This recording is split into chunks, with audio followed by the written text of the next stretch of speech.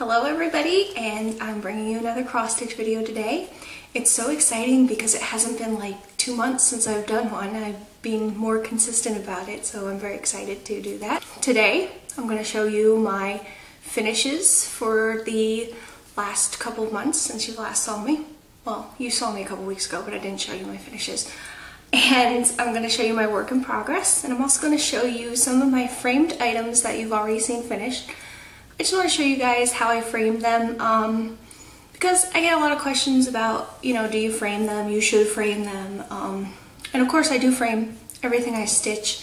I can't say I'm going to frame everything because I want to turn some things into pillows and that good stuff, but I do want to show you guys how I frame them. I'm always looking over here when I make videos because things are over here that I'm talking about. So when you last saw me talk about work in progresses and finishes, I was working on a swan that I was doing for my very best friend.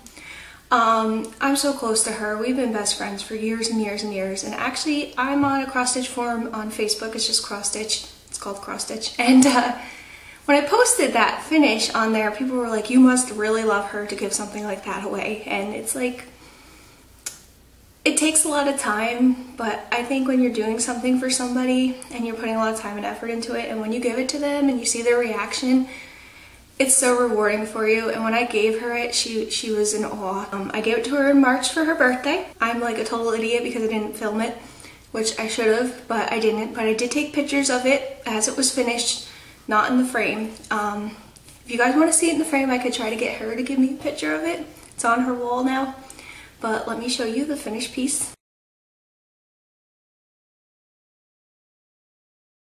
So back when I showed you the work in progresses, I think it was like in maybe January or February, I was also working on another piece called Home of a Needleworker 2 by Little House Needleworks, and I did finish that, and I do have it framed, so I want to show you guys that now.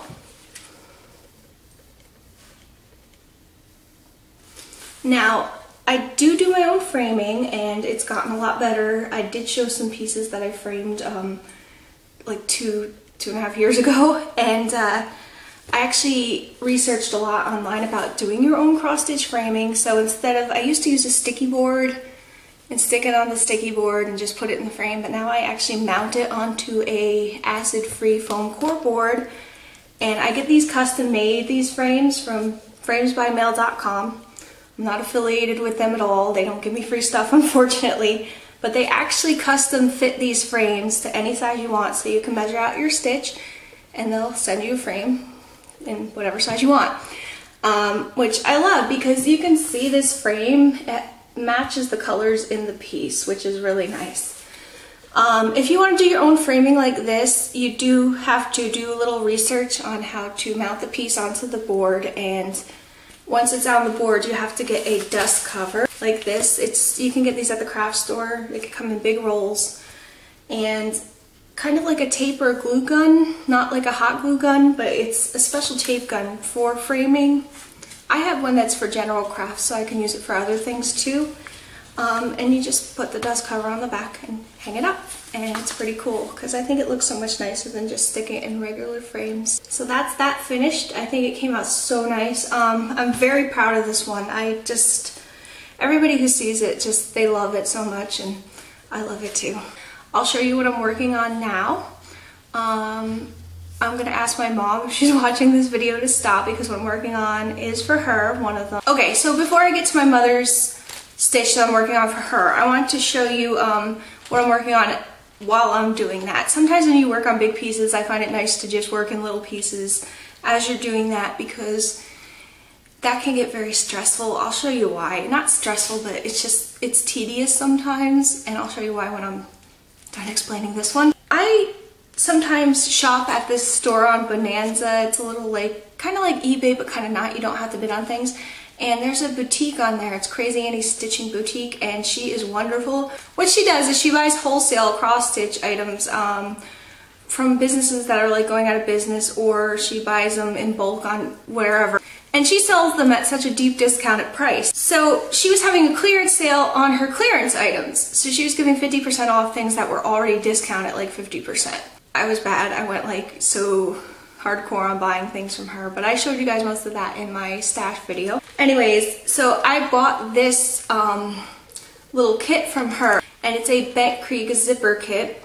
If you don't know what they are, Bent Creek makes really nice, they're kind of whimsical, kind of country-esque patterns, and they make these zipper kits which come in these little plastic bags, I guess we can call them. And in the zipper kit you get the pattern and the flosses and beads if there's going to be beading involved, and in this one there's some beads. And I think they're just adorable because I like the idea of them being all zipped up in a little bag. And when I show you this one, I'll show you the finished little thing on the tag. You guys will know why I had to do it. These are normally like $22 to $24, but I paid $4 for this on clearance, which is such a discount. So I was working really hard on this as I was doing my mother's cross stitch I'm going to give to her as a gift. And I ran out of one color because they never give you enough colors sometimes in kits, I find. So I'm waiting. I had to order a skein of pearl cotton. This is done in pearl cotton. I have been like going through hell to get this one done because I went to AC Moore and I bought the skein of pearl cotton and it ended up being the wrong color. And in the meantime I ordered one on eBay, but the person said they couldn't ship it to me till like today, but I ordered it like 3 weeks ago, and I'm like, just cancel my order because I just rather go to the store and get this done. And I ended up getting the wrong size. I got size 3 instead of size 5, and it's like somebody does not want me to finish this. I keep joking around saying it's like gonna start the apocalypse when I finish this or something. I'll show you my work in progress on this. It's kind of rolled up because I keep it rolled up, but. So you can see I'm pretty much almost done. I just have to wait for that skein of pearl cotton to come and do the beading on it. And this little guy I'm going to turn to a little pillow and probably put a little ribbon on him so I can hang him on a door somewhere. It's a him, and yeah, I really like this. It was so easy to do. Stitching time probably like 4 hours, so maybe. I don't really time my stitching time. The next one I'm going to show you, Mom Stop Watching, is what I'm doing for my mother.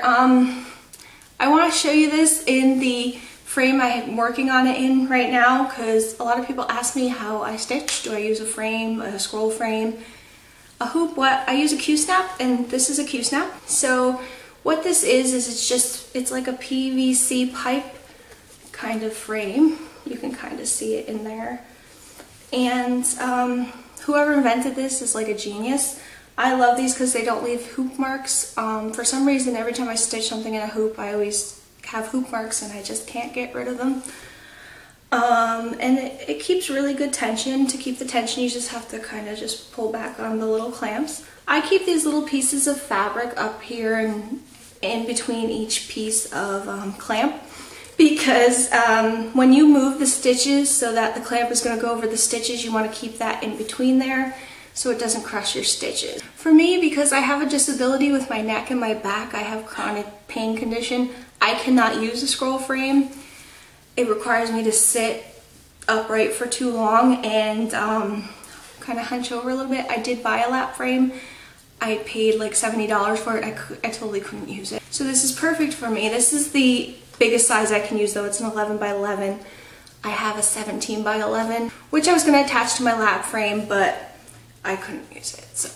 But yes, this is what I'm working on for my mother, and I'll show you the picture of it. This is one of Joan Elliott's Garden Fairy series, I think it's called, or Flower Fairies, and it's the Lavender Fairy. My mother loves purple. It's her favorite color, and she just adores it, so I wanted to do a fairy for her that is purple. Take this off so you can see the top.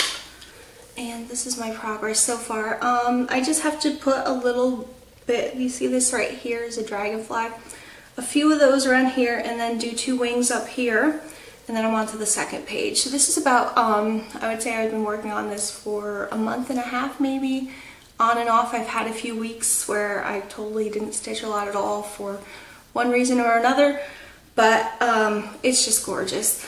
And the reason that I say that you can get a little frazzled when you're doing a piece like this is if you notice there's so much color changing, it's not even funny. Like, a lot of these colors look similar, like maybe they're the same color, but they're not. And it's beautiful and it's gonna work out to be just gorgeous, but it's a lot of work and I'm proud of it already. So now I'm gonna take you and I'm gonna show you my framed pieces from 2012, and I'm gonna thank you guys for watching my video as always, and I'll be bringing you another progress video on the fairy, and I'll show you the sheep when they're done. And I'll probably start another little cross-stitch project to go along with the fairy in the meantime, so I'll keep you guys updated on all that good stuff. And thank you for watching. Now let's go see my frames. Bye guys. Okay, so all of my 2012 finishes, well, 3 of them are up here. This is going up my stairs, and we just kind of put them there like that. So this is the place we call home, Little House Needleworks. No, that's Country Cottage Needleworks, I'm sorry. So you can see I picked out a frame that kind of matched it. And again, that's from framesbymail.com. And I do have my Christmas one hanging up, even though it's not Christmas time. And I just love this frame. It's very simple. I didn't mention the prices of these frames, but this one was extremely inexpensive. I mean, for the glass, and that's actually plexiglass in there, it's non-glare. The board, the frame, that probably cost around $15. I mean, they do have sales, and I do buy when they have discounts, so you gotta watch for that if you want to use them. Now up here, I have my Halloween one, and it's really big, so it's kind of hard to get it all in film. I'm sorry about the glare, but you can get the general idea of it. I matted this one, and I did get the mat from them as well. This one was kind of hard to frame. I had to cut out the board.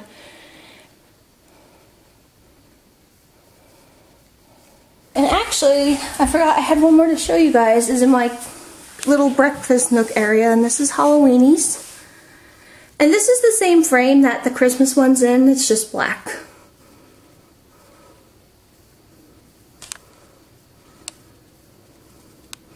So again, thank you guys for watching, and I hope to see you guys soon.